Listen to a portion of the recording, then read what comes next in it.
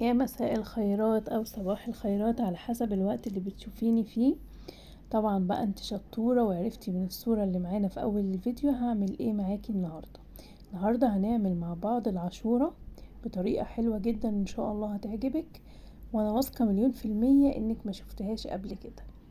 اول حاجة زي ما انت شفتي معايا كده، معايا الغلة اهي سليمة قبل ما انقعها. هنا بقى ده شكلها بعد ما نقعتها لمدة ليلة كاملة وصفتها كويس جدا من المية. هنركن كده بقى الغلة على جنب، وهنجيب الكبة بتاعتنا وهنبدأ ناخد شوية شوية من الغلة ونكسرها نص تكسيرة في الكبة. بس اهم حاجة انك تكوني مصفياها كويس جدا من المية. هنضربها بقى مع بعض كده بالهاند بلندر. هنا الهاند بلندر مش كان عايز يشتغل، اهو اشتغل معايا. وبدأت ان انا اكسرها زي ما قلتلك نص تكسيرة زي ما انت شايفة بالشكل ده كده اهو كده. بعد ما خلصتها اهو شايفة شكلها عامل ازاي. ما تطحنهاش ناعم، لا هي نص تكسيرة يعني ضربة واحدة وتقفلي. هنا معايا بقى 2 كيلو من اللبن.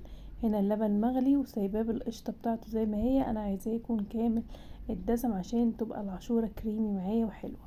حطيت هنا كوباية من السكر، طبعا السكر ده بيكون حسب رغبتك. هننزل بقى بعد كده بالغلة بتاعتنا، وهبدأ بقى ان انا اقلب فيها.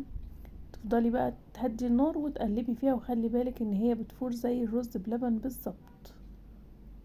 طريقتها سهلة جدا وبسيطة ما فيهاش اي حاجة خالص.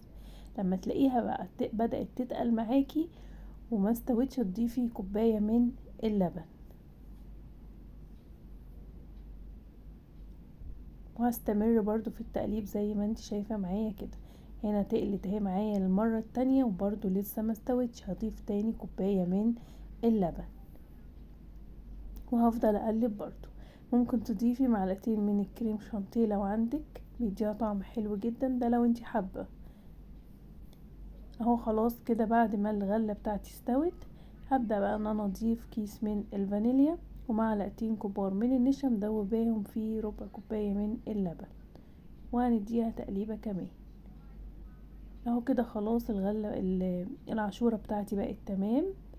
هطفي بقى عليها النار وهبدأ ان انا اقدمها بالشكل اللي انت شايفاه ده. عايزه اقولك طعمها حلو جدا جدا وكريميه جدا جدا. يعني كان في مقطع كنت بوريكي فيها قد ايه هي كريمي، بس للاسف اتحذف من عندي. زينيها بقى زي ما تحبي، ممكن تحطي بقى على الوش زي ما انا حاطه كده، او مكسرات او زبيب وجوز هند، اي حاجه انتي حابه تضيفيها ضيفيها، حابه تسيبيها ساده سيبيها. طبعا الفيديو ده كان المفروض ينزل من بدري، بس معلش بقى هو نزل متاخر للاسف يعني.